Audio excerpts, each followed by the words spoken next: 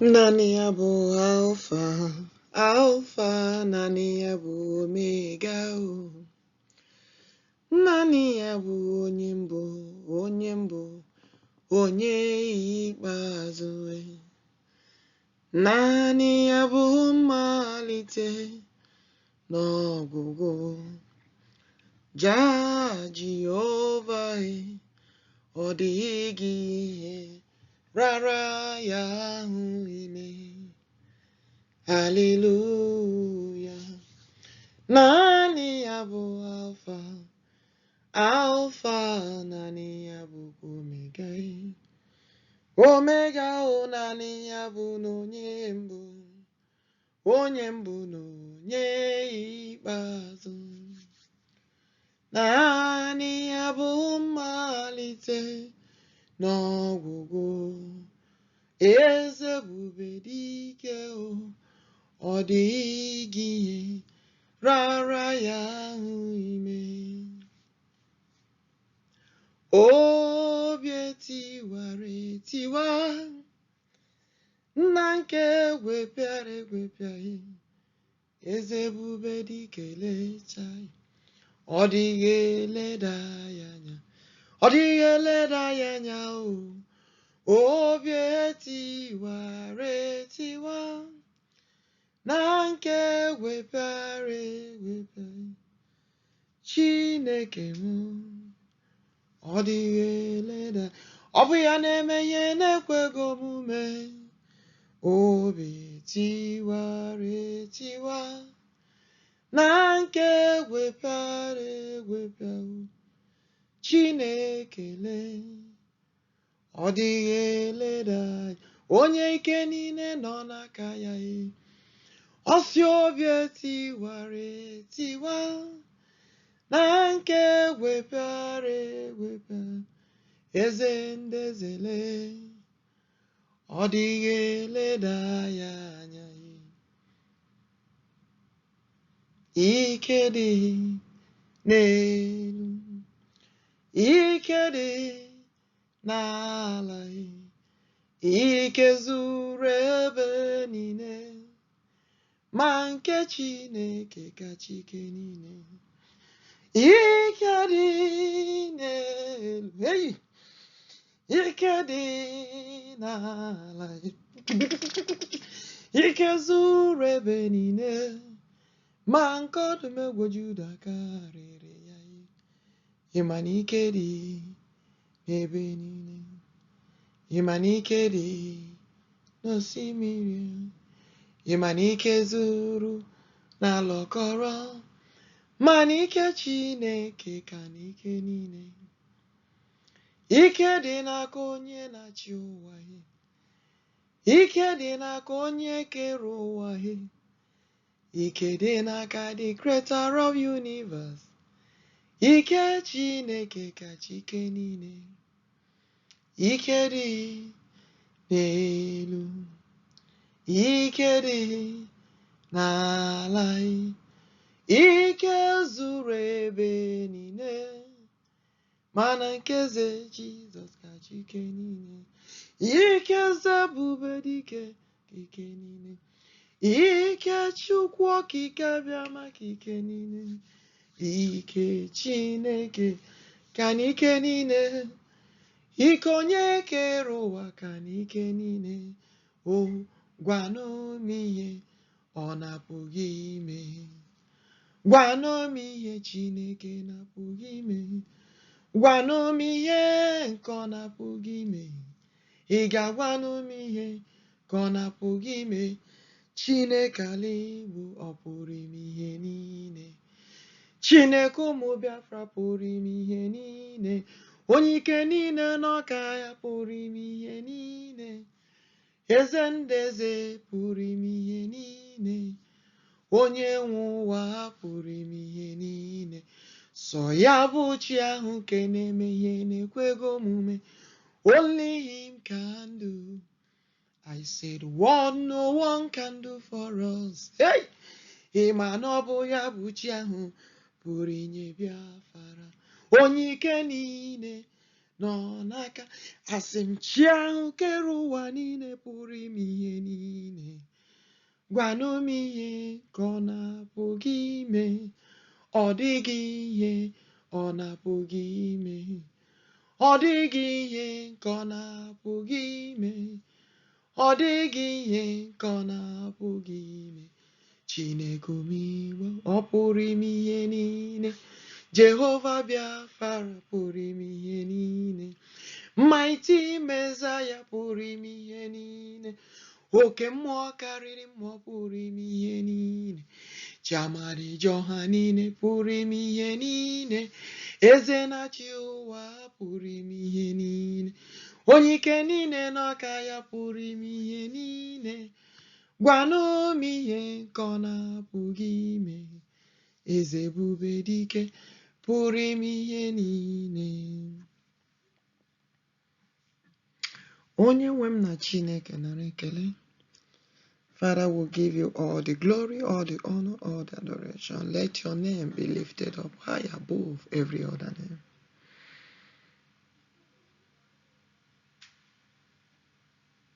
Yes, this message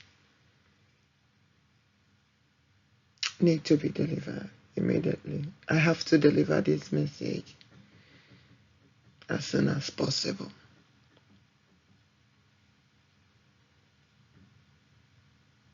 May God protect all of us. And may God protect all Biafrans and all supporters of Biafran'S too.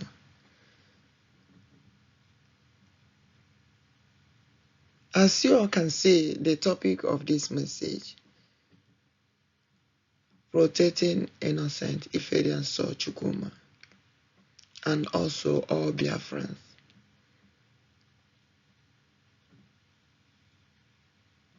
Yes, this message came as it is. And the Almighty God wants me to deliver this message.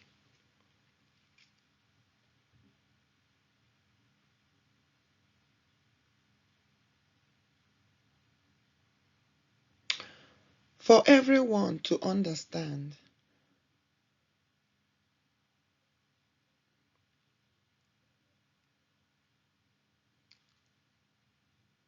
that the coming of Biafra is quite sure in the hands of the Almighty. As He has promised to give us the Biafra, as He has promised to fulfill His blessings upon us.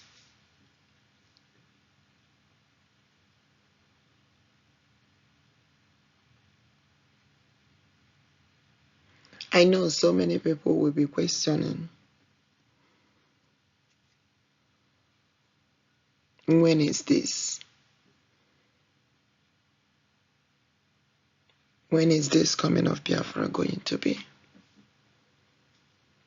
Well, I don't know what the prayer of others are. But I know for so many that have seen all the things that have been going on in Nigeria,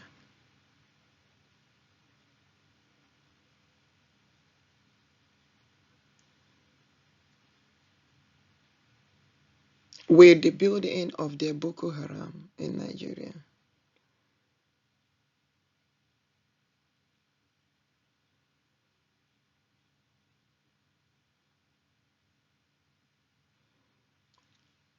it makes the people of Biafra uncomfortable to continue with the government of Nigeria. Even God Almighty Himself.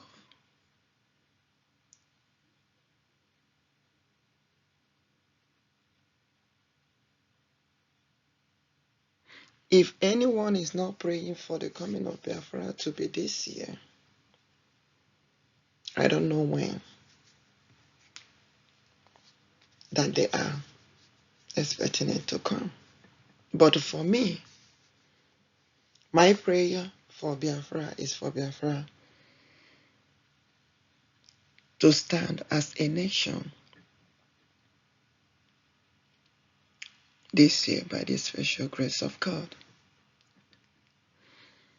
Biafra to stand as a nation forever and ever, upon generation to come, said by the Lord of hosts. And he said, deliver this message. Let Ifedianso, innocent Ifedianso Chukwuma, and his company be protected, and also those working in that company.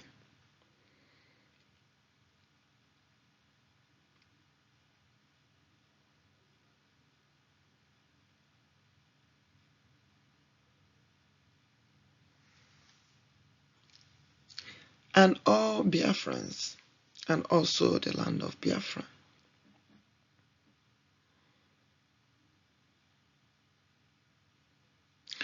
Now, Odumegwu Juda is delivering this message to let the world know that our people need to be released. Mazi Nnamdi Okwuchukwu Kanu, Ohamadike, one of Biafra, need to be released. Mazi Ekpa Simon Njoku, Odogwu, one of Biafra land, need to be released if they have not released them.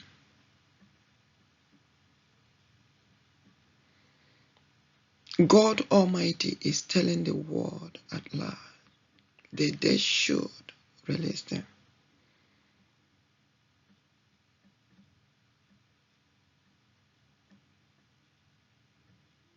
Because now I can't hand on it.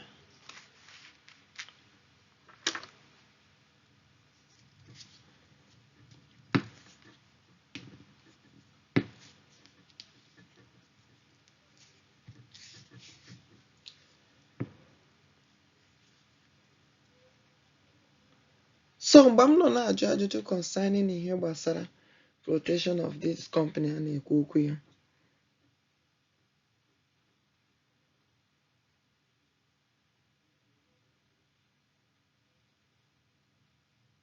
Ihe ọbụla ga-akpọta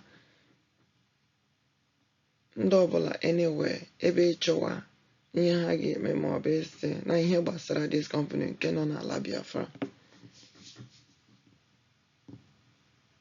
This vehicle manufacturing company.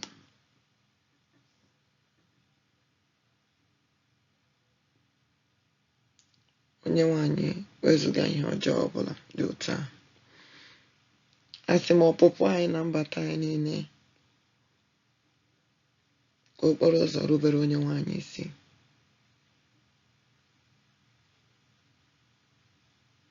Ihe ọbụla ga-eme abịa ịchọ ụzọ esi na dia product jikwa ma otu a o jikwa ọdịmma o ji eme onye nwanyị wezuga ihe dị otu a. Ọ ghara ịdị ire. Kama ka onye nwanyị were aka ya na nkụ ebere ya kpuchite anyị niile, kpuchitekwa ha. It's not that na enweghị other companies ndị nọkwa n'ụlọ, good companies nọkwa ebe niile. There are. But they should understand success for one, success for all.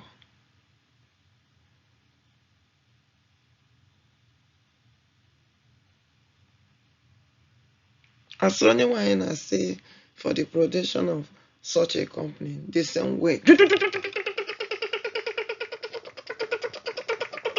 I said, they can only one I say for the protection of that company. The same way can I get protect other good companies and no love your friend.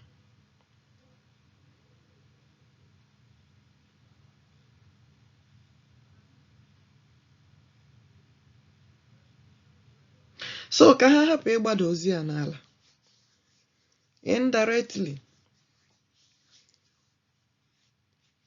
Ndị na-achọ ime ihe na-adị ma ọ bụ ihe ọjọọ na ihe gbasara ihe company wee na-atụwa aka n'ebe dị anya. Mana ịma na ahụ Chineke bụ onye pụrụ ịhụ nke mmadụ na-abụ.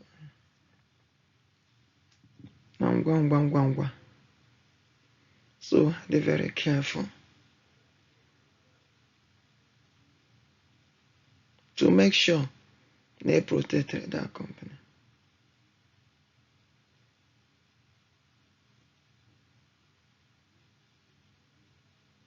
Mande na arụ na ezinụlọ ha, onye nwe anyị protect all of us ezinụlọ anyị niile. Gba ogige nke ndụ na abụghị kpuchite anyị na nkụ ebere ya.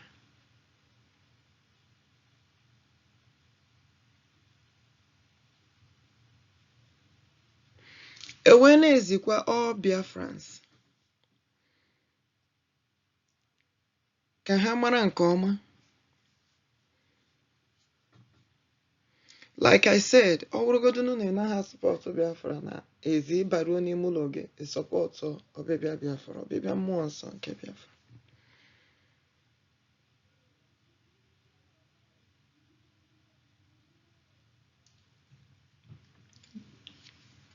Onye ahụ gị ekpere ihe gbasara Biafra, ya sị Biafra will stand as a nation. Biafra will stand as a nation.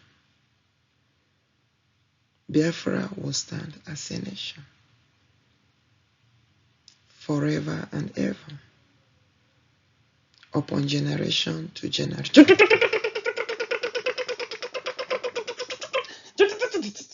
Says the Lord of hosts, upon generation to generation to come.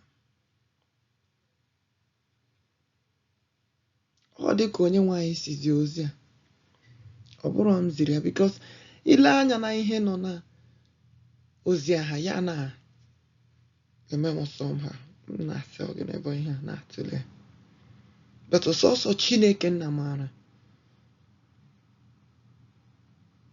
ihe o ji tigasịa ozi ahụ ụcha. Na ihe ọzọ m na-ekwu concerning, because anọ m na-asị maybe ka edosa ozi nke ahụ iche, but Odumegwu Juda na-ekwu na m kwuo ihe gbasara ozi ahụ. Unu ma very well na enwere Biafra Republic Government in Exile, BRGIE. And Odumegwu Juda na-akọwa that ọwụgodu na-enwe ihe ọwụla ị na-eme na that BRGIE, ọ na-eme ka onye ọwụla mara na that BRGIE is the government of Biafra, the Biafra Republic Government in Exile, which is going to be building the United States of Biafra. Remember, mgbe eziri m ozi the name of that United States of Biafra, m jụ onye nwe anyị why o ji na-enye m that name as the name of Biafra Nation. Ya sị m na m mara that na Biafra Nation na ha Biafra na-ekwu okwu ya, they are very united. Na ha they are very united to the extent people bịara ileta ha na wonder ka can they say they so united like this. But their unity abụghị ihe si n'aka, ọ ihe si n'aka Chineke. Mighty Messiah. Oke mmụọ karịrị mmụọ. Odumegwu Juda. Oke mmụọ ala Igbo. Onye ike niile dị n'aka. Ọkụ mmụọ nsọ na-enwu, na-enwu, na-enwu.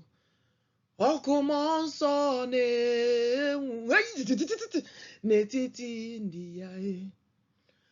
Ọkụ onye kere ụwa na-enwu, na-enwu, na-enwu. The light of God shine, shine, shine in the midst of his people. I said, ọkụ mmụọ nsọ na-enwu. Asị m n'ọkụ Chineke na-enwu. I say the light of Biafra shine, shine, shine in the midst of his people. Ọkụ onye nwe anyị na-enwu. ọkụ Jehova na-enwu, ọkụ Chineke na-enwu n'etiti ndị ya. Odumegwu Juda wee na-akọwara m concerning that United States of Biafra. Ya na-agwa m before gị hụ ndị niile a na-aza United na Biafra adịla mbụ nọrọ in unity na gboo to the extent ndị batara nọ na-ajụ ka ụdịka ndị a ka ụdịka ndị a bụ that they are so united like this. Before etisasịa ha wee zuo ụwa niile. Odumegwu Juda wee sị that he's bringing them back together again. One nation in unity. That was when he gave me that United States of Biafra. If you check the old videos, that was the name he gave. Now, Odumegwu Juda na-ama ọkwa maka ndị gara na-etisasị the BRG government. Then etisasịa ya ndị nke a nọ n'iche, ndị nke a nọ n'iche na-eme, ndị nke a na-eme US ebe a, ndị nke a na-eme BRG ebe a. Ka m na-ezi ha wee na-adọ ha aka na ntị, agwala m ha several times, agwago m ha before, ejighị okwu a na-eme. Odumegwu Juda na-ekwusi ike, hey, ebube dike, ebube dike, ebube dike. Oke mmụọ karịrị mmụọ.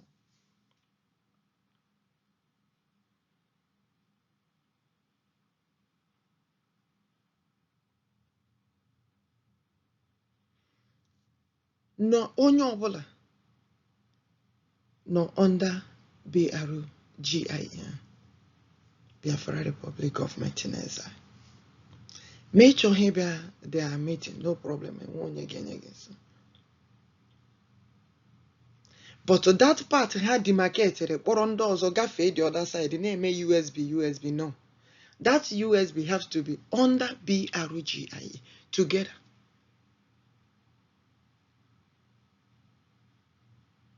Ka Odumegwu Juda na-akọwa.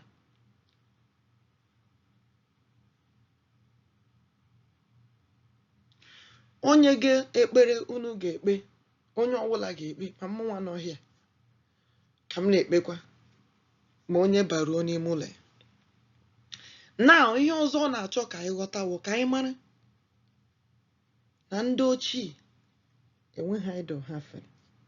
Ndị ochie egbughị ejima, ndị fere Chineke na n'ime mmụọ na eziokwu. N'ala Igbo Biafra na-ekwu okwu ya bụ ala ndị eze na ala ọla. Ekwuola m ya several times na-ekwuchi ike, we have to accept eziokwu ama na aba. And na ndị a niile mgbe ihe mere mgbe o mere na akpụrụ ụfọdụ n'ike kpụrụ ha gasasị ebe niile dị iche iche. And maka ndị ka jọrọ mmụọ a na-akpọ mmụọ Ammadi Oha, mmụọ Ammadi Oha abụrụ ihe ọjọọ. As a matter of fact, the Holy Spirit Ammadi ji ọha niile.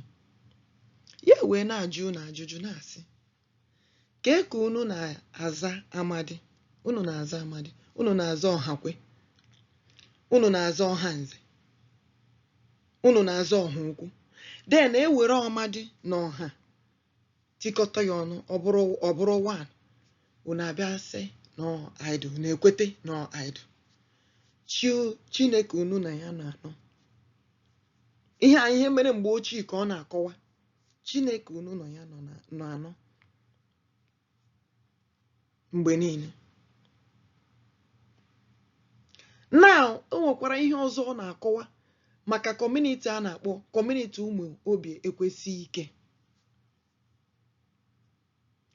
Odumegwu Juda na-akọwa na ọha ka a gara translate ya wrong, a na-akpọ ha Satan. That is wrong. That ụmụ obi ekwesị ike ahụ, ndị ofu obi, and na ọha ka a na-akpọ ụmụ obi dike. that na aha obi ekwesị ka ahụ his own name, aha Chineke n'onwe ya, na ọ bụrụ ajọ aha. Ebube ebube mmụọ nsọ, ebube ebube dị ikele, ka ijejeje ebube mmụọ nsọ le, ka ijalala ebube dị ikele, onye anyị nefe mgbọrọgwụ dị ike, Chineke anyị nefe mgbọrọgwụ dị ike, ụmụ obi ekwesị ke mgbọrọgwụ dị ike, chi anyị nefe mgbọrọgwụ dị ike, onye anyị neje mgbọrọgwụ dị ike, onye anyị jaga mgbọrọgwụ dị ike, ebube ebube mmụọ nsọ, ebube ebube dị ike. Ya were na-akpọsị ọtụtụ aha dị iche iche, ma ndị akpọrọ nwa agbara, is a good name n'aha ya, ma ndị akpọrọ nwa mmụọ n'ọwa aha ya. Mgbe aha sị na a na-efe Chineke n'ime mmụọ na eziokwu, ka ihe anyị che na Chineke bụ mmụọ, mmụọ dị nsọ. Ya emechasị ma ndị akpọrọ osu agwụ na ihe abụọ aha ya. He was calling so many names. Mekwere no ala ji gbarụọ ebe mmiri si baa n'opi ụgbọrọ, ihe wee mebisia. If we can understand those things, ngwa onye ma nke ọ ka jụrụ ya kasị ya na ihe niile abụ aha Chineke, and na ọ bụ ya bụ eziokwu ahụ nke na-atụ anyị na-agbụ abụ nwere ọnwa.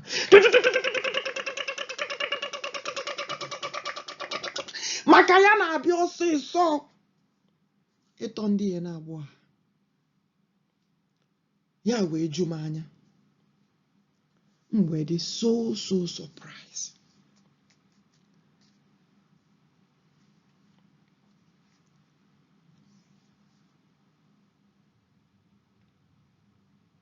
Mgwezie tọnụzie si onye nwaanyị na-ekpezi ekpere mgbe onye nwaanyị ji na-agba ama niile, m sị ekpere anyị bụ biko bịa n'afọ, enwere ihe onye nwaanyị ga-emere anyị, Biafra ha bịa n'afọ ka o mere anya. Ya ewere na-agwa ndị kọntrị ọbụla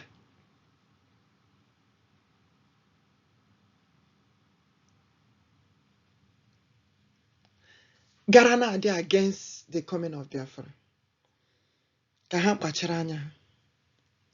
Ọ bụrụ na ị kwere na Chineke, if you believe in God, if you believe in God, you will believe in the spirit of Biafra, the mightiest one in battle. Onye ike niile dị n'aka, ọ pụrụ ime ihe niile, eze na-achị ụwa niile. Ọ na-agwa ụwa niile, ọ bụrụ na ha sị na ha kwere na Chineke, because ọ jụọla ha sị Chineke ọ bụ onye, Eze Jesus ọ bụ onye, ha sị na ha ma Chineke a nke ọma. Ọ bụrụ na ha ma Chineke a nke ọma, na ha ma chi ha na-efe, maka na Chineke na-ekwu okwu na-asị na oge erula mgbe eji ama chi bụ chi, amara chi onye ọbụla na-efe. But na hint ya na-enyetụ ha bụ, ọ bụrụ na ha kwere na Chineke, they will not fight against the coming of Biafra. Ka Odumegwu Juda na-agwa ha, oke mmụọ, eze ebube dike, oke mmụọ, Odumegwu Juda, oke mmụọ, mmụọ ụwa niile ga-asọpụrụ, Mezaya bụ n'oke mmụọ, Eze Jesus, oke mmụọ chi anyị na-efe, oke mmụọ Odogwu akata aka ya, oke mmụọ chi na-ebi n'etiti ndị ya, oke mmụọ nwanne otu onye, oke mmụọ mmụọ niile ga-asọ, ịma na Odumegwu Juda bụ n'oke mmụọ chi anyị oke mmụọ chi anyị na-efe bụ n'oke mmụọ, mmụọ dị nsọ, oke mmụọ Chukwuokike abiam bụ n'oke mmụọ, oke mmụọ mmụọ niile ga-asọpụ dogwa kataka bụ n'oke mmụọ aha oke mmụọ ikuku ama n'ọnya bụ n'oke mmụọ aha oke mmụọ chi anyị na-efe bụ n'oke mmụọ aha oke mmụọ mmụọ niile ga-asọpụrụ chi ụbọchị eke bụ n'oke mmụọ aha oke mmụọ chi ụbọchị orie bụ n'oke mmụọ aha oke mmụọ dị nsọ chi ụbọchị afọ ọ bụkwa oke mmụọ aha oke mmụọ dị nsọ chi ụbọchị nkwọ ọ bụkwa oke mmụọ Chineke na-efe bụ n'oke mmụọ aha oke mmụọ onye na-ede ije bụ n'oke mmụọ aha oke mmụọ Jehova Biafra bụ n'oke mmụọ aha oke mmụọ mmụọ ụwa niile ga-asọpụrụ Chiaijemọnụ bụ n'oke mmụọ aha oke mmụọ eze ebube dike bụ n'oke mmụọ aha oke mmụọ mgbọrọgwụ dike bụ n'oke mmụọ aha oke mmụọ mmụọ niile ga-asọpụrụ. What I am telling you all now is just a hint of what the Lord is saying. If they really know, if the world really know the God they are worshiping. Nambo kobidoro n'ogigidem kobidoro. Hey! Nambu kokwu Chineke malitere n'ala ndị Igbo kobidoro. Hey! Nambu kokwu Chineke malitere n'ogigide kobidoro. So ya bụ Alpha and Omega, the Lord of ancient kingdom, ka Jehovah bụ ancient of days, n'ala ndị mba, n'ala ndị ochie kobidoro. The word I'm speaking is not of my own, but of the mighty one, the creator of the whole universe, who has given me the opportunity to speak in his own authority, not mine. In the power of God, not mine. In his own Holy Spirit, not mine. Aga m ebuli aha ya elu, aga m ebuli aha ya elu, Chineke nna onye kere ụwa, aga m ebuli aha ya elu. Watch, I'm n'ezi ozi a dị omimi. Because I'm na-asị maybe ka m chere nyetukwu time. Odumegwu Juda say no. I want you to deliver this message immediately.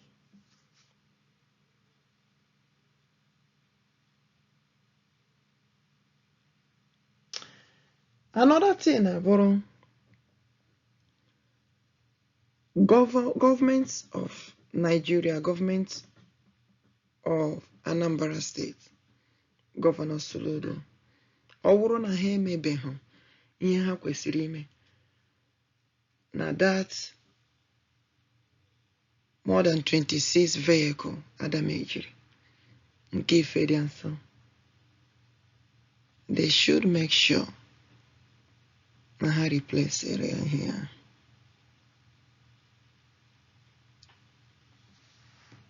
They should make sure na ha replace those vehicles are damaged. There is a reason why God would bring this message back. Or for me, more and Kenji,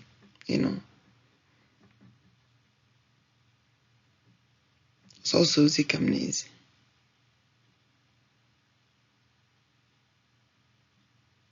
And those are nazi bozi gana pota obodo anyị bụ obodo Biafra.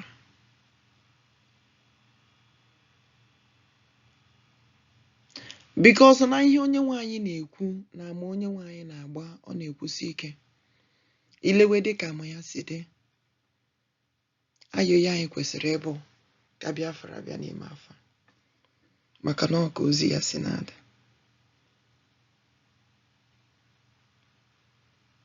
Asị m gị na ozi Chineke na-ezi gbasara ọbịbịa Biafra bụ ka Biafra bịa n'ime afọ.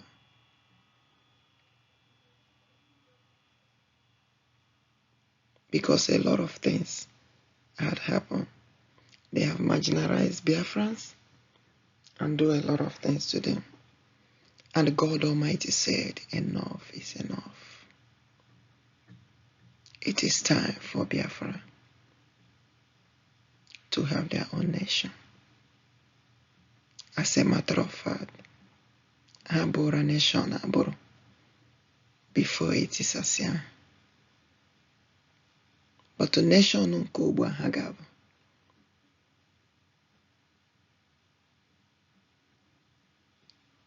Chineke ma ihe ọ na-eme. May God help us. May God protect us. May God guide us. May God shower his blessings and anointing continuously upon us. May God protect and bless our Biafra Liberation armies.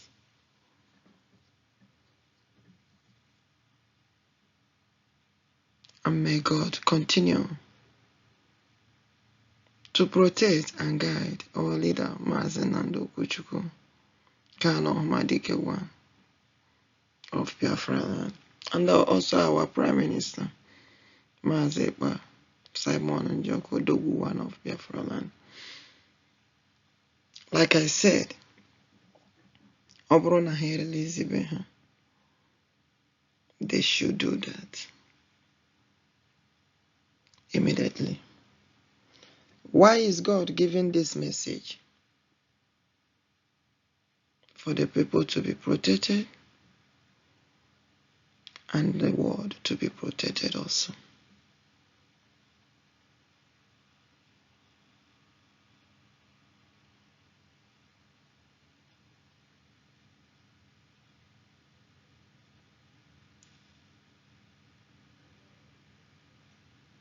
Those Boko Haram hadosara,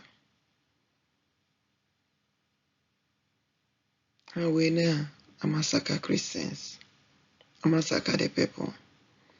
God don't like it at all. And like I said, God will now judge the world at large.